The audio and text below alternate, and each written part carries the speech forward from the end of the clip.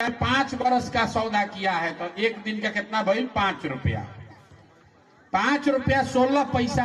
याद रखिए, आपने अपने पति का, अपने बेटे का भविष्य 5 रुपया 16 पैसा डेली के हिसाब से रुआ बेचले बानी।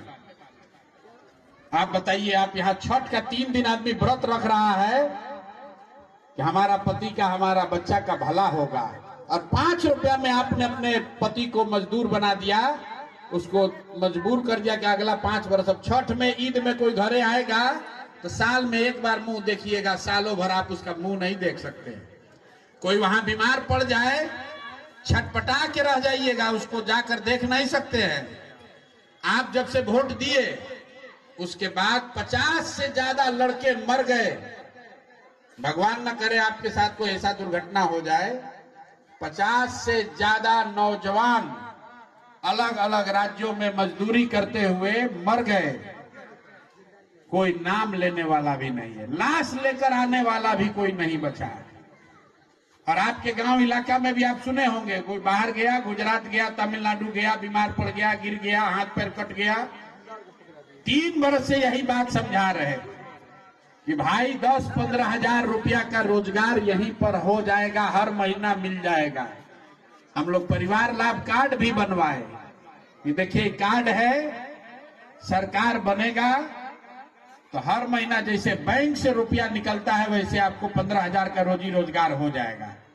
तो पब्लिक कहा कि क्या 15 हजार मिलेगा? 15 हजार सामने से नीतीश कुमार दिया, चलो वोट दो, भागो। तब नीतीश कुमार तो गए दिल्ली। आपने नीतीश को वोट दिया तो नीतीश रहेंगे दिल्ली में, और उनका लड़का कुछ नहीं किया तो वो रहेगा बिहार में राजा बन के। लेकिन आपका बच्चा जो मजदूर था वो मजदूर ही रहेगा। यही बात जनसुराज में हम लोग समझाए कि वोट आप जिसको भी दीजिए उसका कोई महत्व नहीं है, किस बात के लिए दे रहे हैं इसका महत्व है। मंदिर बनाने के लिए आप वोट दिए तो यहां सुपौल में बैठ के बटन दबाए, मंदिर अयोध्या में बन गया। आपने यहां सड़क के लिए वोट दबाया, आपके गांव में सड़क बन गया। आपने बिजली के लिए वोट दिया, घरे घर बिजली आ गया। लेकिन आपने अपने बच्चों के पढ़ाई रोजगार के लिए वोट नहीं दिया, इसीलिए आपके बच्चे आज अनपढ़ हैं, मजदूर हैं, और कोई उसको सुधार नहीं सकता। कतनों नेताजी आ जाए भाषण दे दे, भैया बोइएगा बबूल तो आम नहीं खाइएगा, कोई उपाय नहीं। इसी कष्ट में जीना पड़ेगा, इसी कष्ट में जीना पड़ेगा। आपका उम्र बीत गया, हर बार आप यही कहते ना भी आप सुधर जाएंगे, फिर 4 महीना के बाद चुनाव होगा, फिर गलती करेगा। गरीब आदमी कहता है वो हमारा वोट से क्या होगा?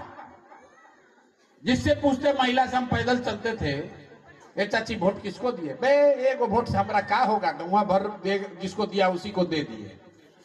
आपको अपने वोट का कीमत नहीं पता है। आप एक वोट जो दिए 10,000 में, जिसको वोट मिला, जो बिहार का राजा बना, वो आदमी हर साल 3 लाख करोड़ रुपया के तिजोरी का मालिक है। कितना? 3 लाख नहीं, 3 लाख करोड़ रुपया अगर है कमरा में भराएगा तो भर जाएगा रुपया की, घर छोट पड़ जाएगा। 3 लाख करोड़ रुपया के तिजोरी का चाबी है आपका वोट, और आपने दे दिया 5 रुपया में।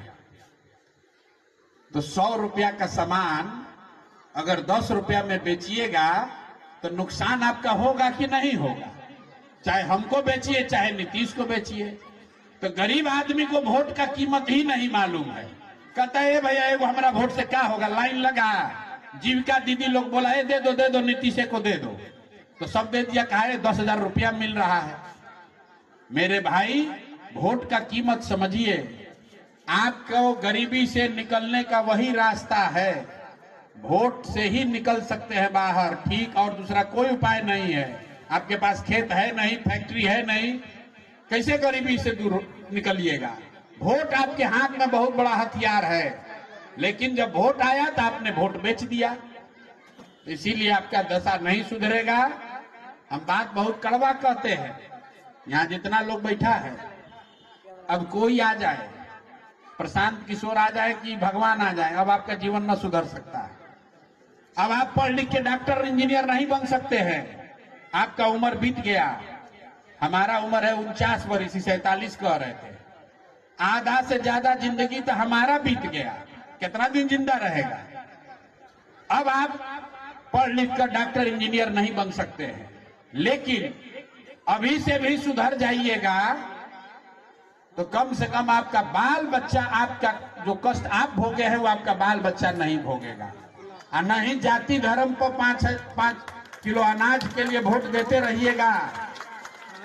अगर जाति धर्म 5 किलो अनाज और 10,000 रुपया पर वोट बेचिएगा तो लिख के ले लीजिए, जिस गरीबी बदहाली में आपका जीवन बीत रहा है, इसी गरीबी बदहाली में आपके बाल बच्चा को भी जीना पड़ेगा।